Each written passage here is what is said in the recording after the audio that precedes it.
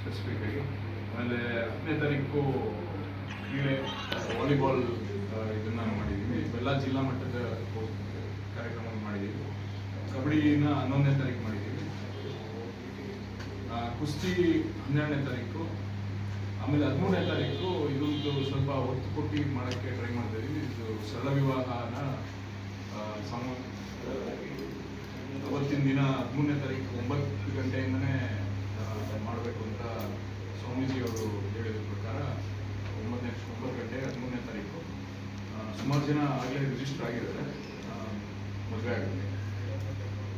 ಅದೊಂದು ದೊಡ್ಡದಾಗಿ ಕಾರ್ಯಕ್ರಮ ಮಾಡಿದ್ದಾರೆ. ಆಮೇಲೆ ಬನ್ನಂಗಡಿ ಅವರು ನಾಟಕನೂ ಇವತ್ತೊಂದಿನ ಸಾಯಂಕಾಲ ಆಡ್ತಿದ್ದಾರೆ. 12 ಸಾಯಂಕಾಲ ನಾಟಕ, 13ನೇ ತಾರೀಕು ಮದುವೆ, ಮಿಮಿಕ್ರಿ 8 ಗಂಟೆಗೆ 13ನೇ ತಾರೀಕು ಖ್ಯಾತ ಹಾಸ್ಯ ನಟ ಮಿಮಿಕ್ರಿ ಗೋಪಿ ಮತ್ತು ಕಾಟೇರ ಕೇಶವ್ ತಂಡದಿಂದ ಹಾಸ್ಯ ಸಂಜೆ. ಸೊ ಅದನ್ನ ಸಾಯಂಕಾಲ ಮಾಡಿದ್ದೀವಿ 13ನೇ ತಾರೀಕು. 14ನೇ ತಾರೀಕು 1 ಗಂಟೆಗೆ ಆರೋಗ್ಯ ಶಿಬಿರನ ಏರ್ಪಾಡು ಮಾಡಿದ್ದೀವಿ. 15ನೇ ತಾರೀಕು ದನಗಳದ್ದು ಆಯ್ಕೆ ಮಾಡ್ತೀವಿ 15ನೇ ತಾರೀಕು. 16ನೇ ತಾರೀಕೆಲ್ಲ ಭವನ ವಿತರಣೆ. ಅದಕ್ಕೆ ಮನೆಯ ಮಂತ್ರಿಗಳಾದಂಥ ವೆಂಕಟೇಶ್ ಅವರು ಬರ್ತಾರೆ. ಅದ್ರ ಜೊತೆಗೆ ಚಂದ್ರಸ್ವಾಮಿ ಅವರು ಬರ್ತಾರೆ. ಉದ್ಘಾಟನೆಗೆ ಬರ್ತಾರೋ ಕೊನೆಗೆ ಬರ್ತಾರೋ ಅಂತ ಒಂದು ಕನ್ಫರ್ಮೇಶನ್ ತಗೊಳ್ತಾ ಇದ್ದೀವಿ ಚಂದ್ರಸ್ವಾಮಿ ಅವರು. 16ನೇ ತಾರೀಕು ಪಶುಸಂಗೋಪನೆ ಮಂತ್ರಿಗಳು ಬರ್ತಾರೆ ಬಹುಮಾನ ವಿತರಣೆ.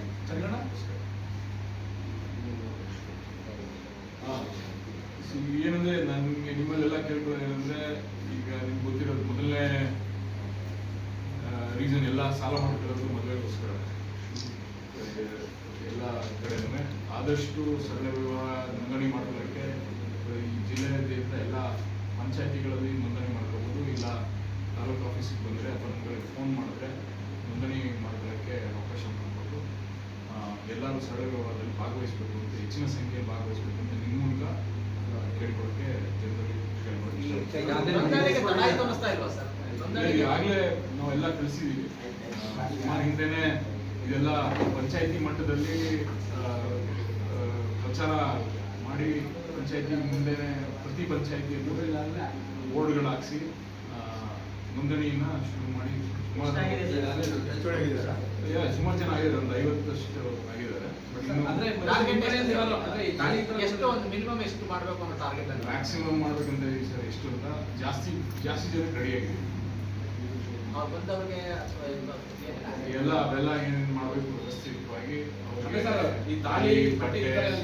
ತಾಲಿ ಬಟ್ಟೆ ಇವೆಲ್ಲನೂ ವ್ಯವಸ್ಥೆ ಮಾಡ್ತೀವಿ. ವಾಚು ಗಂಡು ಹೆಣ್ಣಿಗೆ ಇವೆಲ್ಲ ಮಾಡಬೇಕಂತ ವ್ಯವಸ್ಥೆ ಮಾಡ್ಕೊಂಡಿದ್ವಿ. ಎಷ್ಟು ಜನ ಬಂದರೂ ಅವರಿಗೆ ನಾವು ಮದುವೆ ಮಾಡಿಸೋಕ್ಕೆ ರೆಡಿ ಆಗಿದೆ. ಯಾರಾದರೂ ಎಷ್ಟು ಜನ ಸರಳ ವಿವಾಹ ಇದ್ದಾರೆ ಅಷ್ಟು ಜನ ನಾಟಕ 12ನೇ ತಾರೀಕು ನಾಟಕ ಯಾವುದು ಸರ್? ಅದು ಕೊಟ್ಬಿಡಿ ಸರ್. ಅದೇ ಶನಿ ಮಹಾತ್ಮೆ ಅಥವಾ ರಾಜ ವಿಕ್ರಮ ನಿಮ್ಮ ಪೌರಾಣಿಕ ನಾಟಕ 12ನೇ ತಾರೀಕು. ಗರುಡಿ ಮನೆಗಳೇ ಇಲ್ಲ, ಕುಸ್ತಿ ಪಟುಗಳು ಎಷ್ಟು ಜನ ಬರ್ತಾರೆ? ಎಲ್ಲಿದ್ದಾರೆ ಅವರೆಲ್ಲ? ಈಗ ಸುಮಾರು ಜನ ಆಡ್ತಾರೆ. ನಮ್ಮೂರಲ್ಲೇ ಕುಸ್ತಿ ನಡೀತಾ ಇದೆ. ಎಲ್ಲಿ ಆಡ್ತಾರೆ ಅಷ್ಟೇ. ಹನುಮಂತನ ಪಾಠ ಕಟ್ಟಿಕೊಂಡು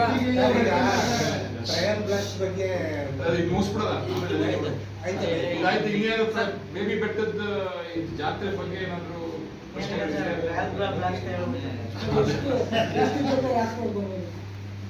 ಈಗ ಲಾಸ್ಟ್ ಟೈಮ್ ಎಷ್ಟಿತ್ತು ಅಷ್ಟೊಂದು ಸುಮಾರು ಜನ ನಾವು ಸಂಪರ್ಕ ಮಾಡಿದ್ವಿ.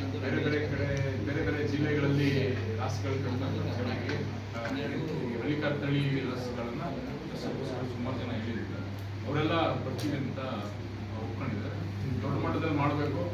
ಎಲ್ಲದಕ್ಕಿಂತ ನಾನು ನಮ್ಮ ವೈಯಕ್ತಿಕವಾಗಿ ವ್ಯವಸ್ಥಿತವಾಗಿ ಎಲ್ಲರೂ ಆರಾಮಾಗಿ ಬಂದು ಚೆನ್ನಾಗಿ ಈ ಕಾರ್ಯಕ್ರಮ ನಡೆಸ್ಕೊಡ್ಬೇಕನ್ನೋ ರೀತಿಯಲ್ಲಿ ಮಾಡಬೇಕಂತ ಸರ್ ಬರೋ ಎತ್ತುಗಳಿಗೆ ಮೇವು ಯಾವ ವ್ಯವಸ್ಥೆ ಎಲ್ಲ ವ್ಯವಸ್ಥೆ ಮಾಡಿದ್ವಿ. ಎಲ್ಲಾನು ಈಗ ಇನ್ನು ಮುಂದೆ ಏನು ಮಾಡಿದ್ವಿ, ಎಲ್ಲ ಇಲಾಖೆಗಳು ವ್ಯವಸ್ಥೆ ಮೇವುಗಳು ನಾವು ವ್ಯವಸ್ಥೆ ಮಾಡ್ತೀವಿ, ಪ್ಲಸ್ ಇಲಾಖೆಯವರು ಅವರ ಸ್ಟಾಲ್ಗಳನ್ನು ಹಾಕಕ್ಕೆ ಹೇಳಿದ್ವಿ. ಏಕೆಂದರೆ ರೈತರಿಗೆ ಮಾಹಿತಿ ಕೊಡೋಕ್ಕೋಸ್ಕರ ಅಲ್ಲಿ ಏನೇನು ಮಾಡಬೇಕು, ಆಮೇಲೆ ಸೆಮಿನಾರ್ಗಳು ರೈತರಿಗೆ ಯಾವ ಥರ ಅವರ ಬದಲಾವಣೆ ರೂಪಾಂತರ ಮಾಡಬೇಕು ಅಗ್ರಿಕಲ್ಚರ್ನ, ಅದ್ರ ಬಗ್ಗೆ ವ್ಯವಸಾಯದ ಬಗ್ಗೆ ಮಾಹಿತಿಗಳು ಕೊಡೋಕ್ಕೆ ಅದನ್ನು ಸೆಮಿನಾರ್ಗಳನ್ನು ಆರ್ಗನೈಸ್ ಮಾಡ್ತೀವಿ. ಈ BC ಫಾರ್ಮಲ್ಲಿ ಮಾಡಿದ್ರಲ್ಲ, ಎಲ್ಲ ಡಿಸ್ಪ್ಲೇ ಮಾಡಿದ್ರಲ್ಲ, ಯಾವ ಥರ ಟೆಕ್ನಾಲಜಿ ಯಾವ ಥರ ಯೂಸ್ ಮಾಡಬೇಕು ಇದ್ರ ಬಗ್ಗೆ ಎಲ್ಲ, ಅದ್ರ ಬಗ್ಗೆ ಅದ್ರ ಥರ ಸ್ಟಾಲ್ಗಳನ್ನು ಹಾಕೋಕ್ಕೆ ಎಲ್ಲ ಡಿಪಾರ್ಟ್ಮೆಂಟ್ಗಳಿಗೂ ಹೇಳಿದ್ವಿ. ತಾಲೂಕು ಆಡಳಿತದಿಂದ ನಡೀತಾ ಇರೋದು ಎಷ್ಟು ಸರ್ ಜಾಸ್ತಿ? ಇಲ್ಲ, ತಾಲೂಕು ಆಡಳಿತನೂ ನಮ್ಮ ಜೊತೆ ಸೇರ್ಕೊಂಡೇ ಮಾಡಬೇಕು. ಈಗ ಇಒ ಅವರು, ಎಲ್ಲ ಪಂಚಾಯತಿಯವರು, ಸುತ್ತಮುತ್ತಲು 4-5 ಪಂಚಾಯತಿಯವರು ಒಟ್ಟಿಗೆ ಸೇರ್ಕೊಂಡು ಎಲ್ಲ ಒಟ್ಟಿಗೆ ಮಾಡ್ತೀವಿ. ಸರ್, ಈಗ ಸೋಮವಾರ ಸೆಷನ್ ಲಾಸ್ಟ್ ರಾಜ್ಯದಲ್ಲಿ ಬರಗಾಲ ಆಯಿತು. ಮಂಡ್ಯ ಜಿಲ್ಲೆಯಲ್ಲಿ ಜಾರಕಿಹೊಳಿ ನೀರಿಗೆ ಜನ ಮತ್ತು ಜಾನುವಾರುಗಳು ಏನು KRSಯಿಂದ ಒಂದು ಕ್ಲೀನ್ ಕೊಡ್ತಾರ ಏನು ಸರ್ಕಾರ? ನಿಮಗೆ ಗೊತ್ತಿಲ್ಲ, ನನಗೆ KRS BC ಕೆನಾಲಲ್ಲಿ ಕೆಲಸ ಮಾಡಿದೆ. ಯಾವುದೇ ಕಾರಣಕ್ಕೂ ಇನ್ನು 2-3 ತಿಂಗಳುಗಳು ನೀರು ಬರೋಕ್ಕೆ ಸಾಧ್ಯ ಇಲ್ಲ. ಇದನ್ನು ICC ಮೀಟಿಂಗಲ್ಲಿ ಎಲ್ಲರೂ ಮಾತಾಡಿ ಒಂದು ನಿರ್ಧಾರಕ್ಕೆ ಬಂದು ಕೆಲಸ ಶುರು ಮಾಡಿದ್ದಾರೆ.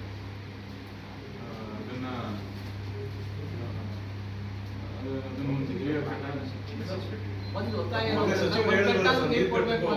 ಕೂಡ ಚಿಂತನೆ ಮಾಡ್ತಾ ಇದ್ದೀವಿ. ಎಲ್ಲ ಮಾಡ್ತಾ ಇದೀವಿ. ಬಟ್ ಏನಂದ್ರೆ ಈಗ ಅದನ್ನು ನಾವು ಕನ್ಸಿಡರೇಷನ್ ತಗೊಳ್ಬೇಕು. ಮುಂದಕ್ಕೆ ಏನಾಗ್ಬೋದು ಅನ್ನೋದ್ರ ಬಗ್ಗೆ ಯೋಚನೆ ಮಾಡಬೇಕು. ಆಗುವುಗಳನ್ನ ಏನಾದ್ರು ಒಂದ್ ಕಡೆ ನಿಲ್ಲಿಸಿ ಮೆಟೀರಿಯಲ್ ಎಲ್ಲ ಖಾಲಿ ಮಾಡಿ ಸ್ಟಡಿ ನೀರನ್ನ ಬಿಡಕ್ಕಾಗತ್ತಾ, ಇದ್ರ ಬಗ್ಗೆ ಎಲ್ಲ ಚರ್ಚೆ ಮಾಡ್ತಾ ಇದ್ದೀವಿ. ಬಟ್ ನೀವು ಈಗ ಆರಂಭ, ಈಗ ಕನಿಷ್ಠ ಈಗ ಕಟ್ಕೊಟ್ರೆ ಇನ್ನೊಂದು ತಿಂಗಳು 1.5 ತಿಂಗಳು ಸಮಸ್ಯೆ ಆಗಲ್ಲ. ಇವಾಗ ಡಂಪಿಂಗ್ ಜಾಸ್ತಿ ಮಾಡಿಕ್ಕೆ ಈಗಾಗಲೇ ಮಣ್ಣು ಹಾಕ್ಬಿಡೋಣ, ಪೂರ್ತಿ ಮಣ್ಣು ಹಾಕೋರು ನಾವೆಲ್ಲ ನೋಡ್ತಾ ಬಂದಿದ್ದೀವಿ. ಎಲ್ಲ ಮಣ್ಣು ಹಾಕಿರೋದ್ರಿಂದ ಹಾಕಿದ್ರೆ ಈಗ ನೀರು ಬಿಟ್ಟರೆ ಮಣ್ಣು ಕುಚ್ಚೋಗ್ತದೆ. ಅದನ್ನ ಯಾವ ಥರ ನಾವು ವ್ಯವಸ್ಥೆ ಮಾಡಬೇಕು, ಒಬ್ಬ ಕಾಂಟ್ರಾಕ್ಟರ್ ಜೊತೆ ಕೆಲಸ ಮಾಡಿ ಕೊಡೋಕ್ಕಾದ್ರೆ ನಿಮಗೆ ಕೊಡಿಸ್ಬೇಕು ಚರ್ಚೆ ಮಾಡಿ. ಸರ್, ಈಗ ಆಫರ್ ಬರ್ತಾ ಇದೆ ಅನ್ನೋ ಒಂದು ಆರೋಪ ಇದೆ ಸರ್. ಬೆದರಿಕೆ ಬಿಜೆಪಿಯವರು ನಿಮಗೆ ಸಂಪರ್ಕ ಮಾಡಿ ನಿಮ್ಗೇನಾದ್ರೂ ಆ ಥರದ ಔಟ್ ಮಾಡಿ ಹಾಕಿದರೆ ಅಥವಾ ಆಫರ್ ಕೊಟ್ಟಿದ್ದಾರೆ ಅಥವಾ ಬೆದರಿಕೆ ಹಾಕಿದ್ದಾರೆ ಅಂತೇಳಿ ನಿಮ್ಮ ಮೇಲೆ ಶಾಸಕರು ರವಿಕುಮಾರ್ ಆರೋಪ ಮಾಡಿದ್ದಾರೆ. ನಾವೇ ಇಲ್ಲೆಲ್ಲ ಗನ್ ಮ್ಯಾನ್ ಕರ್ಕೊಂಡು ಬಂದಿರೋದು ಹೇಳ್ತೀವಿ ಕೇಳಿ. ಯಾವ ಬೆದರಿಕೆನೂ ಹಾಕಿಲ್ಲ, ನಮ್ಗೆ ಹೆದರಿಕೆನೂ ಇಲ್ಲ. ಚುನಾವಣೆ ಅಂದ್ರೆ ಚುನಾವಣೆ ಅಂದ್ರೆ ಸಂಪರ್ಕ ಮಾಡಿ ನಾವು ಮತ್ತೆ ಓಟ್ ಕೇಳಕ್ ಬರ್ದೇ ಬರ್ತಾರೆ. ಈಗ ನಾವುಗಳು ಎಲ್ಲಾ ಪಕ್ಷದವ್ರು ಓಟ್ ಕೇಳಕ್ಕೆ ಹೋಗ್ತೀವಿ, ಅದೇ ತರ ಬೇರೆಯವ್ರು ಬಂದು ಓಟ್ ಕೇಳ್ತಾರೆ. ಅದರಲ್ಲಿ ತಪ್ಪಿದೆ, ಡೆಮಾಕ್ರಸಿ ಅವರು. ಶಾಸಕರಿಗೆ ಆಫರ್ ಕೊಟ್ಟಿದ್ದಾರೆ ಅಂತ ಒಂದು ಆರೋಪ ಇದೆ ಸರ್. ಅವೆಲ್ಲ ಈ ಚುನಾವಣೆ ಆದ್ಮೇಲೆ ಗೊತ್ತಾಗುತ್ತೆ. ಆಫರ್ ಗೀಫರು ಅವೆಲ್ಲ ನಮ್ಗೆ ಅದ್ರ ಬಗ್ಗೆ ತಲೆನೂ ಕೆಡಿಸ್ಕೊಳಕ್ಕಿಲ್ಲ. ನಮ್ಮ ಕೆಲಸ ನಮ್ದೇನೈತೆ ಗುರಿ ಐತೆ ಅದ್ರ ಪ್ರಕಾರ ನಾವು ಸರ್, ನಡೀಬೇಕು. ರಾಜ್ಯಸಭೆ ಚುನಾವಣೆ ಅಂತ ಬಂದಾಗ ಸರ್ ಇದೆಲ್ಲ ಮಾಮೂಲಿ ಆಗ್ತಿದೆ ಸರ್. ಇತ್ತೀಚೆಗೆ ನಿಮ್ಗೇನಾರ ಆ ಥರ ದುಡ್ಡು ಜನ ಆಮಿಷ ಅಥವಾ ಆಫರ್ ಏನಾರು ಬಂದಿದೆಯಾ? ಯಾವ ದುಡ್ಡು ಇಲ್ಲ, ಯಾವ ಕಾಸು ಇಲ್ಲ. ಹಾಗಾದ್ರೆ ರವಿಕುಮಾರ್ ಹೇಳಿರೋದು ಸುಳ್ಳ? ಮಾತಾಡಿದ್ರೆ ನಮ್ಮ ಒತ್ತಡ ಹತ್ರ ಇದೆ ಸರ್, ಒಂದು. ಯಾವ ಒತ್ತಡನೂ ಇಲ್ಲ. ಸಂಪರ್ಕ ಮಾಡಿದ್ದಾರೆ, ಓಟ್ ಕೇಳಕ್ ಸಂಪರ್ಕ ಮಾಡಿದ್ದಾರೆ. ಡೆಮಾಕ್ರಸಿಯಲ್ಲಿ ಓಟ್ ಕೇಳ್ಬೋದು, ಕೇಳಿದ್ದಾರೆ ಅಷ್ಟೇ. ಆದ್ರೆ ಬೆದರಿಕೆ ಹಾಕಿದ್ದಾರೆ, ಆಮಿಷ ಹಾಕಿದ್ದಾರೆ, ಅವೆಲ್ಲ ಸುಳ್ಳ? ಸರ್, ಒಂದು ಆರೋಪ ಮಾಡಿದ್ದಾರೆ ಅವ್ರು ನೇರವಾಗಿ. ಆಮಿಷ ಮತ್ತು ಬೆದರಿಕೆ 10 ಕೋಟಿ ಹಣವನ್ನು ಕೊಡ್ತೀನಿ ಅಂತ ಪುಟ್ಟಣೆ ಅವ್ರಿಗೆ ಹೇಳಿದ್ದಾರೆ, ದರ್ಶನ ಪುಟ್ಟಣೆ ಅವರಿಗೆ. ಮತ್ತೆ ಬೆದರಿಕೆ ಹಾಕಿದ್ದಾರೆ, ನೆಟ್ ವೈರಲ್ ಅಂತ ಒಂದು ಬೆದರಿಕೆ ಹಾಕಿದ್ದಾರೆ. ಯಾವ ತರದ ಹೇಳಲ್ಲ, ಯಾವ ತರ ಬೆದರಿಕೆನೂ ಹಾಕಿಲ್ಲ. ಯಾವ ದುಡ್ಡು ಕಾಸು ಎಲ್ಲ ಮಾತಾಡಿಲ್ಲ. ಓಟ್ ಕೇಳೋರೆ, ನಮ್ಗೆ ಓಟ್ ಹಾಕಿ ಅಂತ ಕೇಳೋರೆ, ಅದ್ರಲ್ಲಿ ಯಾವ ತಪ್ಪು ಇಲ್ಲ. ಸರ್, ನಿಮ್ಮ ಗಮನಕ್ಕೆ ಏನಾದ್ರು ತಂದಿದ್ರೆ ಸರ್? ಶಾಸಕರು ಹೋಗಿ ಒಂದು FIR ದೂರನ್ನು ಕೊಡ್ತಾರೆ ಪೊಲೀಸ್ ಠಾಣೆಗೆ, ಅದು ನಿಮ್ಮ ಹೆಸರು ಹೇಳ್ತಿಲ್ಲ, ನಿಮ್ಗೂ ಕೂಡ ಬೆದರಿಕೆ ನನಗೆ ಮಾತಾಡಿದ್ರು, ಯಾರು ಸರ್? ಇಲ್ಲ ಅಂತ ಹೇಳ್ತಿಲ್ಲ, ಕೇಳಿದ್ರು ಯಾರಾದ್ರೂ ಬಂದು ಮಾತಾಡಿದ್ರ ಅಂತ. ಅವ್ರು ಮಾತಾಡಿದ್ವಿ ಅಂತ ಹೇಳಿದೆ. ಆಮೇಲೆ ಅವರು FIR ರಿಜಿಸ್ಟರ್ ಮಾಡ್ತಿದ್ರು. ಸಾಕ್ಷಿಗಳಿದ್ದಾರೆ, ಅಂದ್ರೆ ನಿಮ್ ಗಮನಕ್ಕೆ ತಂದು ದೂರ ಕೊಡ್ತೀವಿ ಅಂತ ಹೇಳಿ. ನನಗೆ ಬೆದರಿಕೆ ಹಾಕಿರೋ, ನಾನು ಹೇಳ್ತಾ ಇದ್ದೀನಿ, ನನಗೆ ಯಾರು ಬೆದರಿಕೆ ಹಾಕಿರೋ ಅಂತ ಇನ್ನೇನು ಅವ್ರು ಶಾಸಕರು ಅವ್ರು ಹೇಳಿ, ನನಗೆ ನಾನೇ ಹಾಕ್ಸ್ಕೊಂಡಿಲ್ವಲ್ಲ. ಅಲ್ಲ ಸರ್, ಪ್ರಮುಖವಾಗಿ ನಿಮ್ಮ ವಿಚಾರಕ್ಕೆ ಬಂದ್ರೆ ಸರ್ 10 ಕೋಟಿ ಆಫರ್ ಮಾಡಿದ್ರು ದರ್ಶನ್ ಪುಟ್ಟಣೆ ಪುನಃ ಅದನ್ನೇ ಕೇಳ್ತಿರಲ್ಲ. ಅಲ್ಲ, ನೆನ್ನೆ ಪುನರುಚ್ಚಾರ ಮಾಡಿದ್ದಾರೆ ಸರ್ ಅವರು. ಕ್ಲಿಯರಿಫೈ ಮಾಡೋದಿಲ್ಲ ಲಾಸ್ಟ್ ಟೈಮ್ ನಿಮಗೆ. ಡೆಮಾಕ್ರಸಿಯಲ್ಲಿ ಅವ್ರು ವೋಟ್ ಕೇಳೋದು ಕರೆಕ್ಟ್. ಅವ್ರು ವೋಟ್ ಕೇಳಿದ್ದಾರೆ. ನನಗೆ ಯಾವ ಥರದ ಬೆದರಿಕೆ ಆಗ್ತಿಲ್ಲ, ನನಗೆ ಯಾವ ಥರ ಆಮಿಷನೂ ಗೊತ್ತಿಲ್ಲ. ನೆಕ್ಸ್ಟ್ ಕ್ವಶನ್ ಕೇಳಿ. ಸರ್, ರವಿಕುಮಾರ್ ಅವರು ಹೇಳ್ತಾ ಇರೋದು ಸುಳ್ಳು ಅಂತ ನೇರವಾಗಿ ಹೇಳ್ತಾ ಇದ್ದಾರೆ. ಸುಳ್ಳಲ್ಲ, ಕಾಂಟ್ಯಾಕ್ಟ್ ಮಾಡಿರೋದು ಅಂತ ಹೇಳಿದ್ದಾರೆ. ನನಗೆ ಫೋನ್ ಮಾಡೇ ನಾನು ರವಿ ಅವರು ಫೋನ್ ಮಾಡೇ ನನಗೆ ಯಾರಾದರೂ ಕಾಂಟ್ಯಾಕ್ಟ್ ಮಾಡಿದಾರ ಅಂತ ಕೇಳಿದ್ರು. ನೀವು ಹೇಳ್ತಾ ಇದ್ದೀರಾ ಸಂಪರ್ಕ ಮಾಡಿದ್ದಾರೆ ಅಂತ, ಅಂದ್ರೆ vote ಕೇಳಿದ್ದಾರೆ ಅಂತ. ಆದ್ರೆ ಶಾಸಕರು ಹೇಳ್ತಾ ಇರುವಂತದ್ದು ಬೆದರಿಕೆ ಆಗಿ ಆಮಿಷವನ್ನ ಒಡ್ಡಿದ್ದಾರೆ ಅಂತ ದೂರು ಮಾಡಿದ್ದಾರೆ. 10 ಕೋಟಿ ಆಫರ್ ಕೊಟ್ಟಿದ್ದಾರೆ ಅಂತ ಸರ್. ಎಲ್ಲ ನಿಮ್ಮಲ್ಲೇ ಗೊಂದಲ. ಸುಳ್ಳು ಅಂತ ನೇರವಾಗಿ ಹೇಳ್ತೀರಾ ಸರ್? Correct. ಆ ವಿಚಾರ ಅದು ಸುಳ್ಳ ಸರ್ ಹಾಗಾದ್ರೆ? ಕರೆಕ್ಟ್. ಈ 3 ವಿಷಯ ಹೇಳ್ತಾ ಇದೀವಿ. ದುಡ್ಡು ಕೊಟ್ಟಿದಾರ, ಬೆದರಿಕೆ ಹಾಕಿದಾರ, ಕಾಂಟ್ಯಾಕ್ಟ್ ರವಿಕುಮಾರ್ ಅವರು ಹೇಳ್ತಾರೆ ಸುಳ್ಳು. ಕಾಂಟ್ಯಾಕ್ಟ್ ಮಾಡಿದಾರ ಅಂತ. ಫಸ್ಟ್ ವಿಷಯ ಕರೆಕ್ಟ್, ಕಾಂಟ್ಯಾಕ್ಟ್ ಮಾಡಿದ್ದಾರೆ. ಇನ್ನೆರಡು ವಿಷಯ ನನಗೆ ಯಾರು ಬೆದರಿಕೆನೂ ಹಾಕಿಲ್ಲ, ದುಡ್ಡು ಹಾಕಿಲ್ಲ ಅಷ್ಟೇ. ದೂರು ಕೊಟ್ಟಿದ್ದು ತಪ್ಪಲ್ವಾ ಸರ್? ರವಿಕುಮಾರ್ ಶಾಸಕರು ದೂರು ಕೊಟ್ಟಿದ್ದು ತಪ್ಪಲ್ವಾ ಅಂತ? ದೂರು ಕೊಟ್ಟವ್ರೆ, ಹಾ. ದೂರು ಕೊಟ್ಟಿದ್ದಾರೆ. ಅದು ಯಾಕೆ ಮಾಡಿದ್ದಾರೆ ಅಂತ ನಾನು ಅವ್ರನ್ನ ಕೇಳ್ಕೊತೀನಿ. ಹಾ. ಅವ್ರಿಗೆ ಕೇಳ್ಬೇಡಿ ಸರ್, ಹಾಗೆ ನಮ್ಮನ್ನ ಪ್ರೊಟೆಕ್ಟ್ ಮಾಡಕ್ಕೆ ಮಾಡಿರೋದು. ಸರ್ ನಾವೇ ಹೇಳ್ದಂಗೆ ಸರ್ ಕಾಂಟ್ಯಾಕ್ಟ್ ಮಾಡಬಹುದು, ವೋಟ್ ಕೇಳಬಹುದು ಅಂತ ಹೇಳ್ತಿದ್ದೀರಾ. ಅವರು ಕಂಪ್ಲೇಂಟ್ ಕೊಡಕ್ಕಿಂತ ಮುಂಚೆ ನನಗೆ ಹೇಳಿದ್ರು ಅಂತ ಕೂಡ ಹೇಳ್ತಾ ಇದ್ದೀರಾ. ಅವಾಗ ನೀವು ಹೇಳ್ಬೋದಾಗಿತ್ತಲ್ಲ ಸರ್, ನಮಗೆ ಕಾಂಟ್ಯಾಕ್ಟ್ ಮಾಡಿದ ತಕ್ಷಣ ಹೋಗಿ ದೂರು ಕೊಡಬಹುದಾ ಕಾನೂನಲ್ಲಿ? ಇಲ್ಲ, ಅದೇ ಅವ್ರು ಯಾವ ಈಗ ನನ್ನೊಬ್ಬಂದೇ ವಿಷಯ ಕೊಟ್ಟಿಲ್ಲ. ಸಾರಿ, 3 ಜನ ನನ್ನೊಬ್ಬಂದೇ ವಿಷಯಕ್ಕೆ ಅವರು ಇದಕ್ಕೆ FIR ಹಾಕಿಲ್ಲ. ಎಲ್ಲಾ ವಿಷಯದ ಬೇರೆಯವ್ರಿಗೆ ಏನೇನಾಗಿದೆ ನನಗೆ ಗೊತ್ತಿಲ್ಲ. ಅದನ್ನೆಲ್ಲ ಸೇರಿಸ್ಕೊಂಡೆ ಅವರು ಕಂಪ್ಲೇಂಟ್ ಕೊಟ್ಟಿರೋದು. ಬಟ್ ನಾನು ಹೇಳ್ತೀನಲ್ಲ, ಒಂಥರ ನನಗೆ ಒಂದು ಹೈ ಡ್ರಾಮಾ ಇದೆ. ನಾರ್ಮಲ್ ಆಗಿ ಎಲೆಕ್ಷನ್ ನಡೆಸ್ಕೊಂಡು ಹೋಗ್ಬೋದು. ಯಾಕೆ ಇಷ್ಟು ಲೆವೆಲಲ್ಲಿ ಈ ತರ ನಡೆಯುತ್ತೆ ಅಂತ ನನಗಂತೂ ಅರ್ಥ ಆಗ್ತದೆ. ಅಲ್ಲ, ಕಾಂಗ್ರೆಸ್ ಪರ ಇರ್ತೀರಾ ಸರ್ ರಾಜ್ಯಸಭಾ ಚುನಾವಣೆಯಲ್ಲಿ? ಅದಕ್ಕೆ ಪ್ರಶ್ನೆನೇ ಇಲ್ಲ. ಯಾಕೆಂದ್ರೆ ನಮ್ಮ ತಂದೆ ತೀರೋದಾಗ 2 ಸತಿ ಚುನಾವಣೆಯಲ್ಲಿ ಕ್ಯಾಂಡಿಡೇಟ್ ಆಗ್ತೇ ಸಪೋರ್ಟ್ ಮಾಡಿದ್ದಾರೆ. ಎಲ್ಲರೂ ಬಂದು ಎಲ್ಲ ಲೀಡರ್ಗಳೆಲ್ಲ ಸಪೋರ್ಟ್ ಮಾಡಿದ್ದಾರೆ. ಆ ಥರ ನಡ್ಕೋಬೇಕಾಗಿರೋದು ನಮ್ಮ ಕರ್ತವ್ಯ. ಸರ್, ಕಳೆದ ಲೋಕಸಭಾ ಚುನಾವಣೆಯಲ್ಲಿ ಸುಮಲತಾ ಅವರು ಬೆಂಬಲ ಕೊಟ್ಟಿದ್ರು ಸರ್. ಈ ಸತಿ ಬಿಜೆಪಿ ಟಿಕೆಟ್ ಕೇಳ್ತಾ ಇದ್ದಾರೆ, ಅದನ್ನು ಹೊರತುಪಡಿಸಿದ್ರು ಕೂಡ ಪಕ್ಷೇತರವಾಗಿ ನಿಲ್ತಾರೆ ಅಂತ. ಆದ್ರೆ ಲೋಕಸಭಾ ಚುನಾವಣೆಯಲ್ಲಿ ರೈತ ಸಂಘದ ನಿರ್ಧಾರ ಏನಿರುತ್ತೆ ಅಂತ ಅದರಲ್ಲೂ ಕ್ಲಿಯರ್ ಕಟ್ ಆಗಿದೆ. ಬಟ್ ಏನಂದ್ರೆ ನಾನು ಹೇಳೋದಕ್ಕಿಂತ ನಮ್ಮ ಹಿರಿಯರೆಲ್ಲ ಸೇರ್ಕೊಂಡು ತೀರ್ಮಾನ ತಗೋತೀವಿ. ಅದೇ ನಿಮ್ಗೆ ನಾನು ಹೇಳ್ದೇನೆ ನಿಮ್ಗೆ ಗೊತ್ತು ಏನು ಮಾಡ್ತೀವಿ ಅಂತ. ಬಟ್ ನಮ್ಮ ಹಿರಿಯರು ಕೇಳಿದೆ, ನಾನು ಹೇಳೋದು ತಪ್ಪಾಯ್ತದೆ, ಅವ್ರು ಕೇಳ್ಕೊಂಡು ಅವ್ರಿಗೆ ಅದೇ ಇನ್ನೊಂದ್ಸರಿ ಚರ್ಚೆ ಮಾಡ್ತೀರಾ ಸರ್, ಮೀಟಿಂಗ್ ಮಾಡಿ? ಅಲ್ಲ, ಚರ್ಚೆ ಏನಿಲ್ಲ ಇದರಲ್ಲಿ. ನಾವುಗಳೇ ಎಲ್ಲರೂ ಒಟ್ಟೊಟ್ಟಿಗೆ ಕೆಲಸ ಮಾಡ್ತಾ ಇದ್ದೀವಿ. ಅವ್ರಗಳ ಬಾಯಲ್ಲಿ ಬಂದಿದೆ ಅಷ್ಟೇ. ನಾನು ಹೇಳೋದಕ್ಕಿಂತ ನಮ್ಮ ಹಿರಿಯರು ಯಾರ್ಯಾರು ನಮ್ಮ ರಾಜ್ಯಾಧ್ಯಕ್ಷರಾಗಲಿ ಜಿಲ್ಲಾಧ್ಯಕ್ಷರಾಗಲಿ ಅವ್ರುಗಳು ಯಾವ ಥರ ಮಾಡಬೇಕು, ಚುನಾವಣೆ ಯಾವ ಥರ ಮಾಡಬೇಕು ಅನ್ನೋದು ಅವ್ರು ಡಿಸೈಡ್ ಮಾಡ್ತಾರೆ. ಸರ್, ಅನುದಾನ ವಾಪಸ್ ಹಾಕಿರೋದು ಯಾವ ಅನುದಾನದೇ ಸುಮಾರು ಅನುದಾನ ಎಲ್ಲೆಲ್ಲಿ ಕೆಲಸ ಶುರುವಾಗಿಲ್ಲ, ಈ ಸ್ಟೇಟ್ ವೈಡ್ ತಗೊಂಡಿದ್ದಾರೆ ರಿಯಾಲೋಕೇಟ್ ಮಾಡಿ. ಯಾಕೆಂದ್ರೆ ಅರಿಯರ್ಸ್ ಬಿಲ್ಸ್ನ ಪೇ ಮಾಡೋದಕ್ಕೋಸ್ಕರ ಅದನ್ನೆಲ್ಲ ತಗೊಂಡಿದ್ರು. ಅದನ್ನ ಯಾವ್ಯಾವುದು ವಾಪಸ್ ತಗೊಂಡಿದ್ದು ಅದನ್ನೆಲ್ಲ ವಾಪಸ್ ನಾವು ಅಪ್ರೂವಲ್ ಮಾಡಿಸ್ಕೊಂಡು ಪ್ರಾಸೆಸ್ ಮಾಡಿಸಿ ಪುನಃ ತರ್ತಾ ಇದ್ದೀವಿ ಅಷ್ಟೇ. ನಮ್ಮ ಕ್ಷೇತ್ರದ ಒಂದಕ್ಕೆ ಸೀಮಿತ ಅಲ್ಲ, ಏರ್ಪೋರ್ಟ್ ಎಷ್ಟು ಹೋಗಿದೆ ಸರ್? ಯಾವ ಅನುದಾನ ಆಕ್ಚುಲಿ ಅಲ್ಲ, ಈಗ ದೇವಸ್ಥಾನದ ಸುತ್ತಲೂ ಕಾಂಕ್ರೀಟ್ ರಸ್ತೆ ರೋಡ್ ಮತ್ತೆ ಇನ್ನೊಂದು ಯಾವ ಒಂದಿತ್ತು, ಅವೆರಡು ಅನುದಾನ ವಾಪಸ್ ಹೋಗಿತ್ತು. ಅದನ್ನು ವಾಪಸ್ ಅಪ್ರೂವಲ್ ಮಾಡಿಸ್ಕೊಂಡು ತಂದಿದ್ದೀವಿ.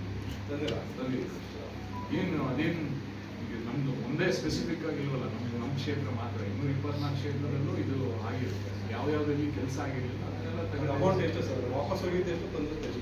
ಸೊ ಒಂದು ಕೋಟಿ ವಾಪಸ್ ಬಂದಿದ್ದು, ಇನ್ನೊಂದು 4 ಚಿಲ್ಲರೆ ಅದು ಪ್ರಾಸೆಸ್ ಮಾಡಿಸ್ತಾ ಇದ್ದೀವಿ. ಅದನ್ನು ಬರುತ್ತೆ ಸರ್, ಅನುದಾನ ಇಲ್ಲ ಅಂತ ಹೇಳಿ ಕೊಡ್ತಾರೆ. ಏನು ಈಗ ವಾಪಸ್ ಗೊತ್ತಿಲ್ಲ, ಇನ್ನ ಕೊಡ್ತೀವಿ ಅಂತ ಒಪ್ಕೊಳ್ಳಿ. ಅದೇ ಬಿಜೆಪಿ ಬಿಜೆಪಿ ಅವರು ಆರೋಪ ಮಾಡಿರೋದು ಇಂಗ್ಲಿಷ್ ಅವರು ದೇವಸ್ಥಾನ ದುಡ್ಡಲ್ಲೇ ಮಾಡಿ ಅನುದಾನ ಕೊಡಲ್ಲ ಅಂತ ಹೇಳ್ತಾರೆ. ಬಿಜೆಪಿ ಅಧ್ಯಕ್ಷರವರೇ, ದೇವಸ್ಥಾನಕ್ಕೆ ಹಣ ಬಳಸಿ ನೀವು ಜಾತ್ರೆ ಮಾಡೋದು, ಉತ್ಸವ ಮಾಡೋದು ಅಗತ್ಯ ಇಲ್ಲ. ಸರ್ಕಾರದಿಂದ ವಿಶೇಷ ಹೇಳಿ ಬಿಡಿ, ನಾವು ಹೇಳಿ ಸರ್ಕಾರದವ್ರು ಕೊಡಿಲ್ಲ ಅಂತ ಹೇಳಿಲ್ಲ, ಕೊಡ್ತೀವಿ ಅಂತ ಹೇಳಿದರೆ ಕೊಡ್ತಾರೆ. ಹಳೆ ದುಡ್ಡು ಇನ್ನೂ ಬಾಕಿ ಇದೆ, ಅದನ್ನು ಖರ್ಚು ಮಾಡ್ತೀವಿ. ಸರ್ಕಾರದಿಂದ ಅಡಿಷನಲ್ ಫಂಡ್ಸ್ ತಂದು ಕೆಲಸ ಮಾಡಿಸ್ತೀವಿ. ಎಷ್ಟು ಕೋಟಿ ತಂದೆ ಗೊತ್ತಿಲ್ಲ, ಎಷ್ಟು ಕೊಡ್ತಾರೆ ಇಸ್ಕೊಂಡು. ಈಗ ಸರ್ ಆಚರಣೆ ಸ್ವಲ್ಪ ಕಡಿಮೆ ಮಾಡ್ಬೇಕಂತ ಆಚರಣೆ ಸ್ವಲ್ಪ ಕಡಿಮೆ ಮಾಡ್ಬೇಕು. ನೀವು ಹೇಳಿದ್ರಲ್ಲ, ಇದು ಈ ವರ್ಷನೂ ಬರಗಾಲ 100%. ಈಗಾಗಲೇ ನೋಡಿ ಹೆಂಗ್ ಉಟ್ಕೊಂಡು ಕುಡಿತಾ ಇದೆ ಬಿಸಿಲು ಈಚೆ.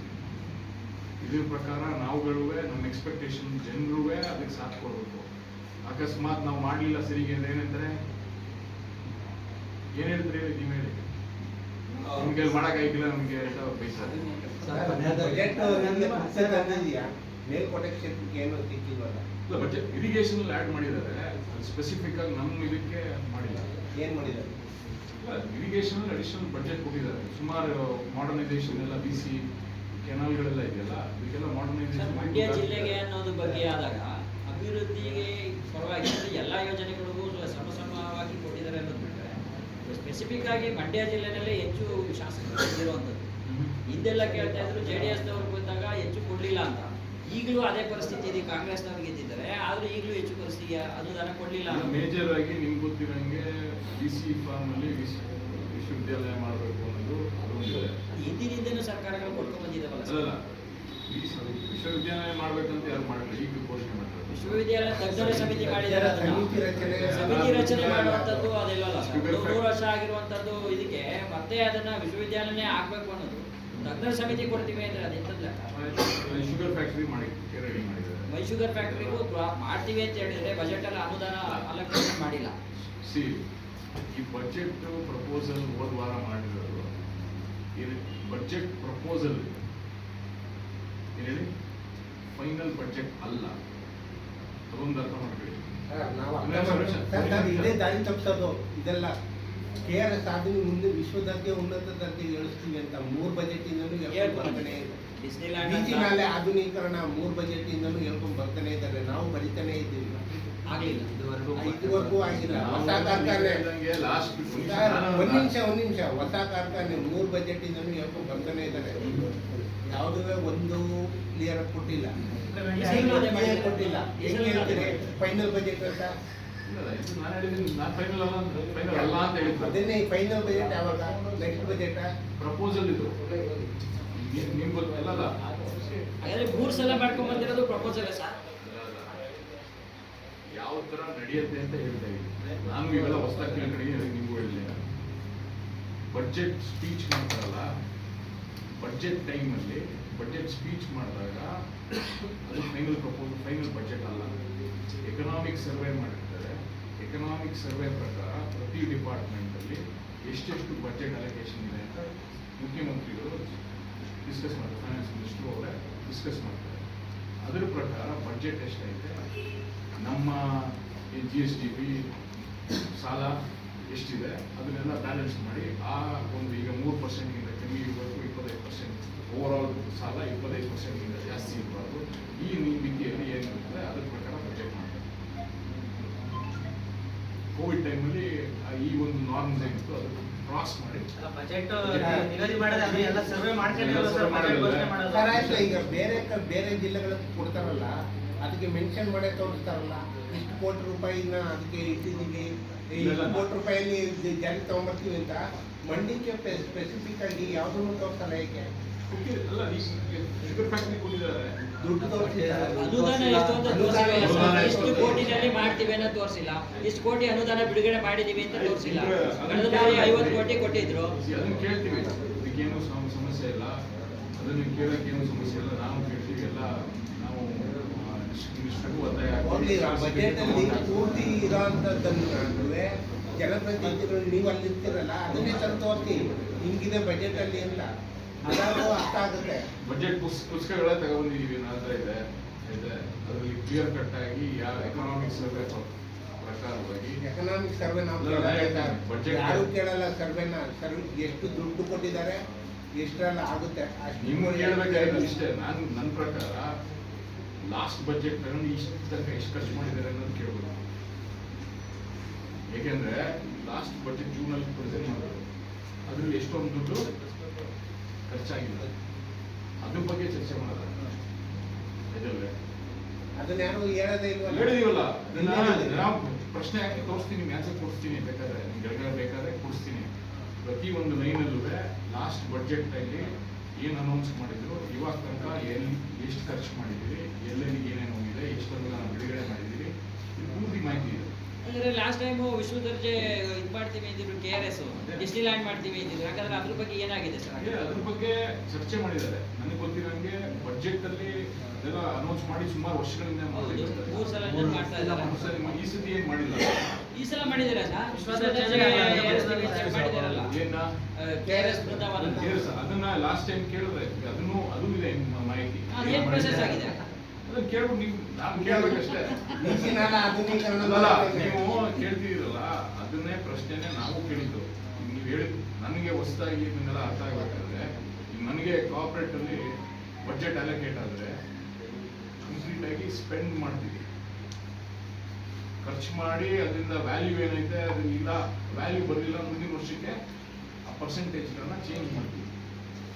ಅದ್ರ ಪ್ರಕಾರ ಅದಕ್ಕೋಸ್ಕರನೇ ನಾವು ಕೇಳಿದ್ದು ಲಾಸ್ಟ್ ಟೈಮ್ ಖರ್ಚು ಮಾಡಿದ್ದೀವಿ ಅಂತ. ಅದು ಇಷ್ಟೊಂದು ಖರ್ಚಾಗಿಲ್ಲ, ಏನಕ್ಕಾಗಿಲ್ಲ ಅದು ರೀಸನ್ಸ್ ಬೇರೆ ಬೇರೆ ಇರುತ್ತೆ. ವಿಶ್ಲೇಷಣೆ ಆಧುನೀಕರಣ ಒಂದು ಇಷ್ಟು ಕಿಲೋಮೀಟರ್ಗೆ ಆಗಬೇಕು ಅಂತ 300 ಕೋಟಿ ರೂಪಾಯಿ ರಿಲೀಸ್ ಆಗಿರೋದ್ರಲ್ಲಿ ಖರ್ಚು ಮಾಡಿರೋದು 12 ಕೋಟಿ ರೂಪಾಯಿ. ಯಾಕಾಗಿಲ್ಲ ಇದು? 300 ಕೋಟಿ ರೂಪಾಯಿಲಿ 12 ಕೋಟಿ ರೂಪಾಯಿ ಮಾತ್ರ ಖರ್ಚಾಗಿರೋದು. ಅದು ನಿಮ್ಮ MLC ಅವರೇ ಕೇಳಿರೋ ಅಂತ ಪ್ರಶ್ನೆಯಲ್ಲಿ ಉತ್ತರ ಕೊಟ್ಟಿರೋದು. 300 ಕೋಟಿ ರೂಪಾಯಿಲಿ 12 ಕೋಟಿ ಮಾತ್ರ ಖರ್ಚು ಮಾಡಿರೋದು ಅಂತ. ಇಂಥ ಬೋಗಸ್ ಬಜೆಟ್ ಇಟ್ಕೊಂಡು ನಾವು ಎಲ್ಲಿ ನೋಡ್ತೀರಿ? ಇಲ್ಲ, ಈಗ 300 ಕೋಟಿ ಬಗ್ಗೆ ಮಾತಾಡ್ತೀವಿ. ಇವಾಗ ಕೆಲಸ ನೀರು ನಿಲ್ಲಿಸಿರೋದು ಯಾಕೆ? ಈ 300 ಕೋಟಿ ಬಜೆಟ್ ಏನು ಅಲೋಕೇಟ್ ಮಾಡಿದ್ರು ಅದನ್ನ ಈಗ ಈ ಬಜೆಟ್ ಇದು ಬಂದು 2019 ಅಲ್ಲಿ ಇದು ಅಪ್ರೂವ್ ಆಗಿರುತ್ತೆ. ಯಾವುದು 300 ಕೋಟಿ ಬಗ್ಗೆ ನೀವು ಮಾತಾಡ್ತಿದ್ದೀರಲ್ಲ, ಇವಾಗೆಲ್ಲ ಆಗಿರೋದು, ಈಗ ಅಲ್ಲ ಆಗಿರೋದು. ಗೊತ್ತಾಯ್ತಲ್ವೇ? ಅದನ್ನ ಯಾಕೆ ಇಷ್ಟು ದಿನ ಸ್ಪೆಂಡ್ ಮಾಡೋಕ್ಕಾಗಿಲ್ಲ ಹೇಳಿ? ಯಾಕೆ ಅಂತ ಇಲ್ಲಿ ನಾವುಗಳು ಬಿಡ್ತಾ ಇರಲಿಲ್ಲ, ಜನರಿಗೆ ಸಮಸ್ಯೆ ಆಗ್ತದೆ. ಅದಕ್ಕೋಸ್ಕರ ಅವರು 2-3 ಸತಿ ಕೆಲಸ ಶುರು ಮಾಡಕ್ಕೆ ಬಂದು ವಾಪಸ್ ಮಾಡಿದ್ದಾರೆ ಕಾಂಟ್ರಾಕ್ಟ್. ಇದೆಲ್ಲ ರೀಸನ್ಸ್ ಇರೋದಕ್ಕೋಸ್ಕರ 300 ಕೋಟಿ ಖರ್ಚಾಗಿಲ್ಲ. ಇವಾಗ ನಾವು ಎಲ್ಲ ಸೇರ್ಕೊಂಡು ಏನು ಬೋಲ್ಡ್ ಸ್ಟೆಪ್ ತಗೊಳ್ಬೇಕು ನಾವು, ಇಲ್ಲಾಂದ್ರೆ ಮುಂದೆ ಸಮಸ್ಯೆ ಆಗುತ್ತೆ ಅನ್ನೋದಕ್ಕೋಸ್ಕರ ಇವಾಗ ನೀರು ನಿಲ್ಲಿಸಿ ಕೆಲಸ ಮಾಡ್ತೀವಿ. ಇವಾಗ ಏನೇ ಜನರು ಏನೇ ಹೇಳಿದ್ರು ನಾವು ಅನ್ಭವಿಸ್ಬೇಕು, ಅದಾಯ್ತಲ್ಲ.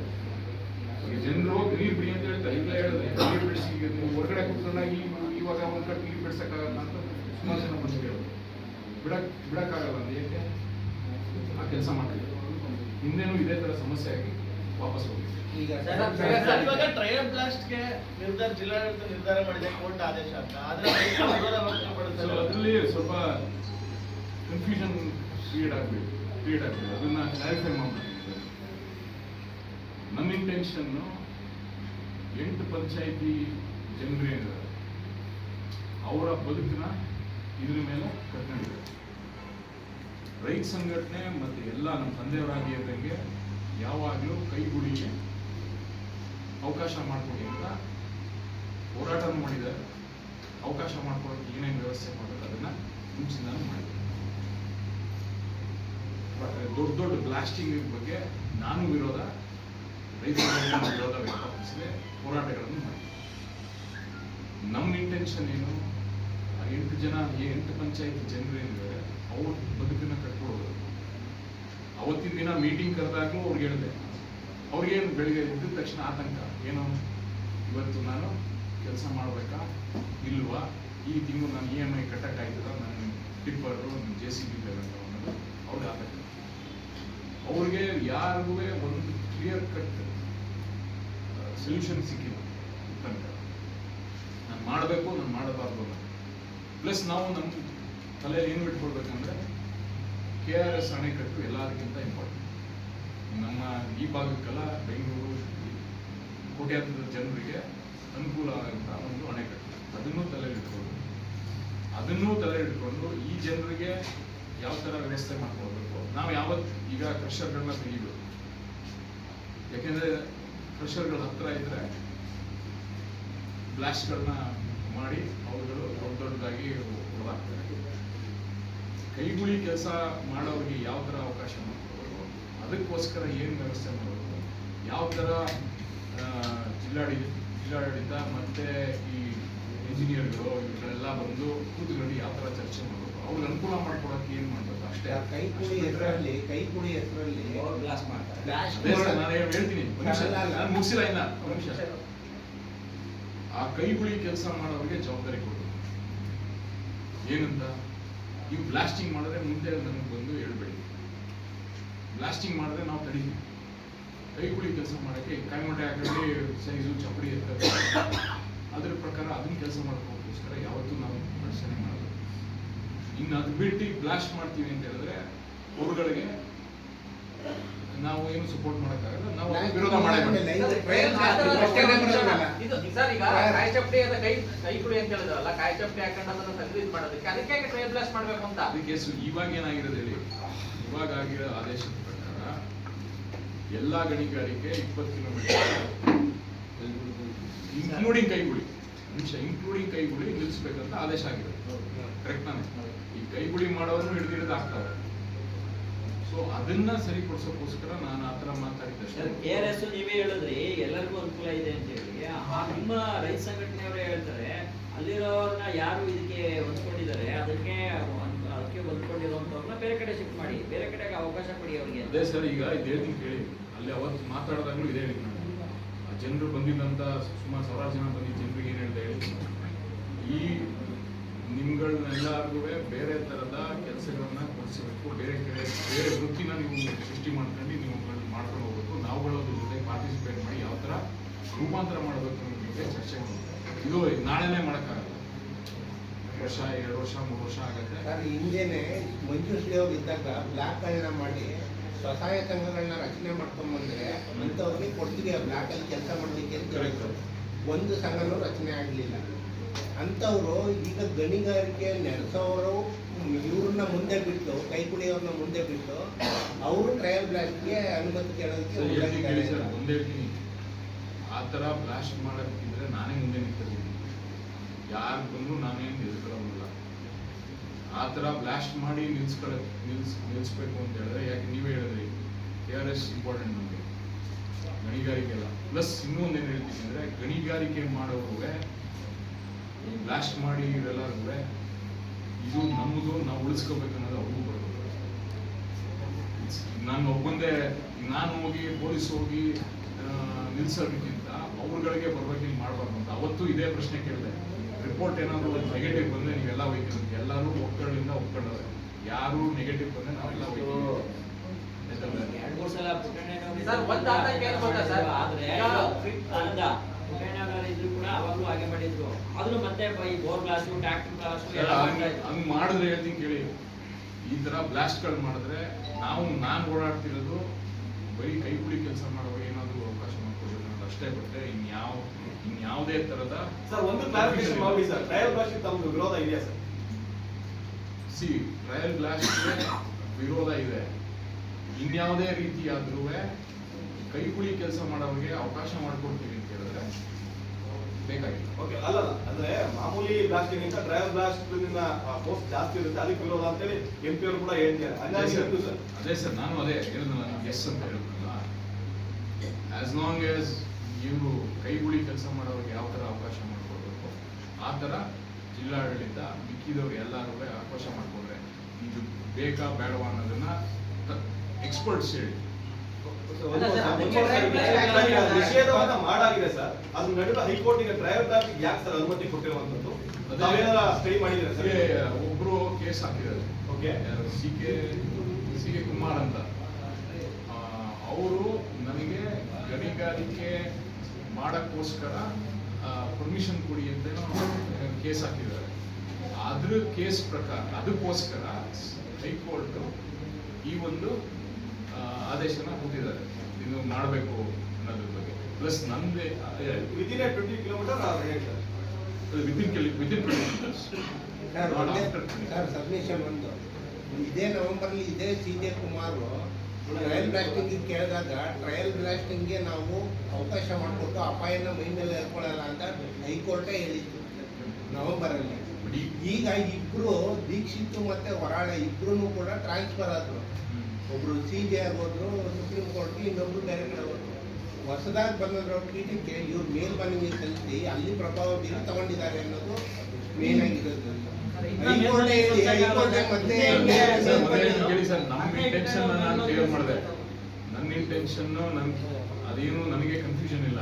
ರೈತ ಸಂಘ ಮುಂಚೆ ಯಾವ ಥರ ಹೋರಾಟ ಮಾಡ್ಕೊಂಡು ಅದೇ ಥರ ಎಂಡ್ ಗೋಲ್ ಏನು, ಜನರಿಗೆ ಅನಾನುಕೂಲ ಆಗಬಾರ್ದು, ಅವ್ರ ಜೀವನ ಕಟ್ಕೊಂಡಿದ್ದಾರೆ. ಅವ್ರನ್ನ ಈಗ ಇಷ್ಟೊಂದು ಜನ ಕಾವೇರಿಪುರದವ್ರು ನಿಮ್ಗೆ ಗೊತ್ತಿರೋ ಇಡೀ ಗೋವಿ ಜನಾಂಗದವರೆಲ್ಲ ಕಲ್ಲು ಹೊಡೆಯೋಕ್ಕೆ, ಅಣೆಕಟ್ಟು ಕಲ್ಲು ಹೊಡೆಯೋಕ್ಕೋಸ್ಕರ ಇಲ್ಲಿಗೆ ಬಂದಿದ್ದಾರೆ ಆ ಭಾಗಕ್ಕೆ.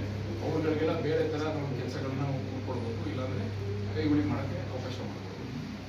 ಇದೆಲ್ಲ ಸಮಸ್ಯೆ ಇದೆ. ಪ್ಲಸ್ ಇನ್ನೂ ಒಂದೇನಂದ್ರೆ, ಇನ್ನೂ ಒಂದು ಸ್ಟೆಪ್ ಮುಂದಕ್ಕೆ ಹೇಳ್ಬೇಕಂದ್ರೆ ಎಲ್ಲರಿಗೂ ಹೆಲ್ತ್ ಇಶ್ಯೂಸ್.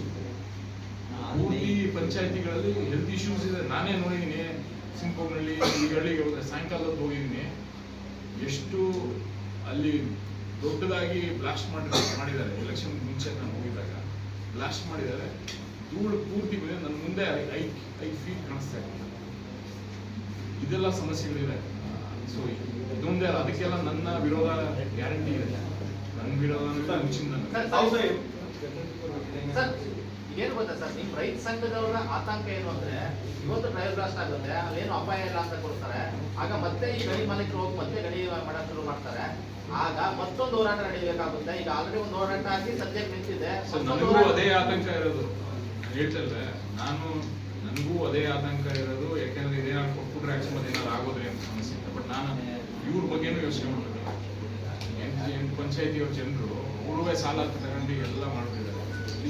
ಎರಡನ್ನೂ ಬ್ಯಾಲೆನ್ಸ್ ಮಾಡಿದ್ರೆ ಸರ್ ಯಾಕೆ ಸರ್ ನೀವು ಅಟ್ಲೀಸ್ಟ್ ಅವರು ಬ್ಲಾಸ್ಟ್ ಮಾಡಲ್ಲ, ಕೈಲ್ ಮಾಡ್ತಾರೆ ಅನ್ನೋದನ್ನ ಮನದಲ್ಲಿ ಇಟ್ಕೊಂಡು ಯಾಕೆ ಅವ್ರಿಗೆ ಪರ್ಮಿಷನ್ ಕೊಡೋ ತರ ಇದು ನಾನು ಇವತ್ತಲ್ಲ, ಫಸ್ಟಿಂಗ್ ನಾನು DC ಆಗಲಿ ಬೇರೆಯವ್ರಿಗಾಗಲಿ ಎಲ್ಲರಿಗೂ ಇದೇನೇ ಕೇಳ್ಕೊಂಡಿರೋದು. ನಾನು DC ಅವ್ರ ಜೊತೆ ಮೀಟಿಂಗ್ ಮಾಡಿದ್ದೀವಿ ಆಯ್ತಲ್ಲ. DC ಜಿಯಾಲಜಿ ಡಿಪಾರ್ಟ್ಮೆಂಟ್ ಅವ್ರನ್ನೆಲ್ಲ ಕರೆಸಿ ಕ್ಲಿಯರ್ ಕಟ್ ಆಗಿ ಜಿಲ್ಲಾಡಳಿತಕ್ಕೆ ಒತ್ತಡ ಇದೆ, ಅದಕ್ಕೋಸ್ಕರ ಟ್ರಯಲ್ ಬ್ಲಾಸ್ಟ್ಗೆ ಮುಂದಾಗಿದ್ದಾರೆ. ಇಲ್ಲ ಅವ್ರಿಗೇನಕ್ಕೆ ಒತ್ತಡ, ಯಾಕೆ ಕೋರ್ಟ್ ಇಂದ ಆದೇಶ ಇರೋದಕ್ಕೆ ಒತ್ತಡ. 6 ತಿಂಗಳು ಇರೋದು.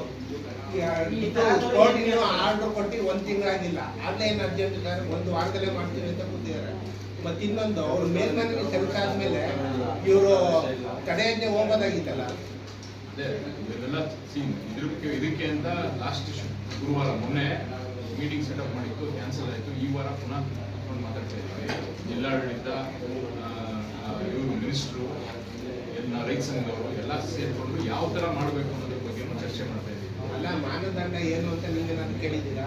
ಕೇಳಿದ್ವಿ ಸರ್. ಎಲ್ಲ ಲಾಯರ್ಗಳೆಲ್ಲರೂ ಇನ್ಕ್ವೈರಿ ಮಾಡಿದ್ದೀವಿ. ಅಷ್ಟೊಂದು ಮುತುವರ್ಜಿ ಅಂತ ಈಗ ಬೇಕಾದಷ್ಟು ಆರ್ಡರ್ಗಳು ಬಂದಿದೆ. ತಮಿಳು ಕಾಲನಿ ಎತ್ತಂಗಡಿ ಮಾಡಿ ಅಂತ ಹೇಳಿ ವರ್ಷಗಟ್ಟಲೆ ಆಗಿದೆ. ಕೋರ್ಟ್ ಆಗಿನ್ನೂ ಮಾಡಿಲ್ಲ. ಈಗ ಒಂದು 6 ತಿಂಗಳು ಆಗಿದೆ, ಇನ್ನೂ 1 ವಾರ ಆಗಿದೆ. ಗಣಿ ಮಾಲೀಕರು ಒತ್ತಡ 1 ತಿಂಗಳಿಗೆ ಯಾಕೆ? ಯಾರು ಒತ್ತಡ? ನನಗಂತೂ ಯಾರು ಇಲ್ಲ. ಅಲ್ಲ, ಈಗ ಯಾರಿಗೂ ಒತ್ತಡ ಇಲ್ಲ ಸರ್. ಹೇಳ್ತೀನಿ ಕೇಳಿ, ಒತ್ತಡ ಐತೆ ಅಂದ್ರೆ ನಾನೇ ನಿಂತ್ಕೋತೀನಿ. ಒತ್ತಡ ಗಣಿ ಮಾಲೀಕರಲ್ಲ. ಅವ್ರು ಬಂದಿದ್ದವ್ರು ಯಾರು ಬಂದಿದ್ರೆ ಅವತ್ತು ಗೊತ್ತಾಯ್ತಾ ಇತ್ತು. ಎಲ್ಲರೂ ಅಮಾಯಕರು ಬಂದಿದ್ರು. ಅಮಾಯಕರು ಬಳಸ್ಕೊತಾ ಇದಾರೆ ಅನ್ನೋದು ದೊಡ್ಡ ಇದು ಸರ್. ಗಡಿಯವರು ಅಮಾಯಕರು ಬಳಸ್ತಾರೆ. ಡೆಲ್ಲಿ ಬಾರ್ಡಲ್ಲಿ ರೈತರೆಲ್ಲ ಹೋರಾಟ ಮಾಡ್ತಿದ್ದಾರೆ ಸರ್. LP ಅನಂತ್ ಕುಮಾರ್ ಹೆಗಡೆ ಒಂದು ಸ್ಟೇಟ್ಮೆಂಟ್ ಕೊಟ್ಟಿದ್ದಾರೆ ಸರ್. ಅಲ್ಲಿ ಹೋರಾಟ ಮಾಡ್ತಿರೋ ಯಾರು ರೈತರಲ್ಲ, ಖಲಿಸ್ತಾನಿಗಳು ಅನ್ನೋಂಥದ್ದು ಕೂಡ ಸ್ಟೇಟ್ಮೆಂಟ್ ಕೊಟ್ಟಿದ್ದಾರೆ ಸರ್. ತಾವೇನು ಸರ್ ಅದ್ರ ಬಗ್ಗೆ? ಇಲ್ಲ ಸರ್, ಅಲ್ಲಿ ನಾನು ಸುಮಾರು ವಿಡಿಯೋಗಳನ್ನ ನೋಡಿದೆ. ರೈತರುಗಳು ಎಲ್ಲ ಬಡ ರೈತರುಗಳು ಕಾರಲ್ಲಿ ಬರ್ತಿದ್ದಾರೆ ಅಂತ. ರೈತರು ಹಂಗಂದ್ರೆ ಚೆನ್ನಾಗಿರ್ಲೇಬಾರ್ದ? ಅವ್ರ ಕಾರ್ಗಳು ಅವ್ರು ಓಡಾಡಬಾರ್ದ? ಅವ್ರು ಯಾರು ರೈತರಲ್ಲ, ಹೊರದೇಶದಿಂದ ಹಣ ಬರ್ತಾ ಇದೆ ಅಂತ ಇಲ್ಲ. ನಾವು ರೈತ ಸಂಘಟನೆಯಿಂದ ಈಗಾಗಲೇ ಸಂಯುಕ್ತ ಕಿಸಾನ್ ಹೋರಾಟ ಇದರಿಂದ ನಾವು ಆಗಲೇ ಒಂದು ಸ್ಟೇಟ್ಮೆಂಟ್ ಮಾಡಿದ್ದೀವಿ. ರಾಜ್ಯಾಧ್ಯಕ್ಷರು ಮಾಡಿದ್ದಾರೆ. ನಮ್ಮ ಬೆಂಬಲ ಇದೆ. ನಾವು ಅಲ್ಲಿ ಹೋಗಿ ಹೋರಾಟ ಮಾಡಬೇಕು ಅಂದ್ರೆ ಹೋರಾಟ ರೈತರ ಹೋರಾಟ ಅಲ್ಲ, ದೇಶ ದ್ರೋಹಿಗಳ ಹೋರಾಟ ಅನ್ನೋ ಸ್ಟೇಟ್ಮೆಂಟ್ ಕೊಟ್ಟಿದ್ದಾರೆ. ಖಲಿಸ್ತಾನಿಗಳು ಅಂತ ಹೇಳೋ ಮೂಲಕ ರೈತರಿಗೆ ಅವಮಾನ ಆಗಿದೆ. ಗ್ಯಾರಂಟಿ ನಾನು ಅದನ್ನ ವಿರೋಧ ವ್ಯಕ್ತಪಡಿಸ್ತೀನಿ. ಯಾರು ಖಲಿಸ್ತಾನಿಗಳಲ್ಲ, ಎಲ್ಲ ರೈತರು. ನಿಮ್ಗೆ ಗೊತ್ತಿರೋಂಗೆ 1 ವರ್ಷಕ್ಕಿಂತ ಜಾಸ್ತಿ ಹೋರಾಟ ಮಾಡಿದ್ದಾರೆ ಮುಂಚೆ. ಯಾರು ಆ ಥರದ ಒಂದು ಅಷ್ಟೊಂದು ದೊಡ್ಡ ದುಡ್ಡು ಎಲ್ಲಿದೆ ಅನ್ನೋದು ಪ್ರಶ್ನೆ ಮಾಡ್ತಿದ್ದಾರೆ ಸರ್. ರೈತರು ಚೆನ್ನಾಗಿ ಕೆಲಸ ಮಾಡ್ಬೋದು. ರೈತರು ದುಡ್ಡು ಮಾಡಬಾರ್ದ? ರೈತರು ಯಾಕೆ ಸಾವುಕಾರ? ನಮ್ಮ ತಲೆಯಲ್ಲಿ ಏನಂದ್ರೆ ರೈತರು ಅಂದ್ರೆ ಬಡವರು ಅಂತ ಕೋರಿಲೇಷನ್. ರೈತರು ಯಾಕೆ ಸಾವುಕಾರ ಇರ್ಬಾರ್ದು ಅಲ್ವಾ?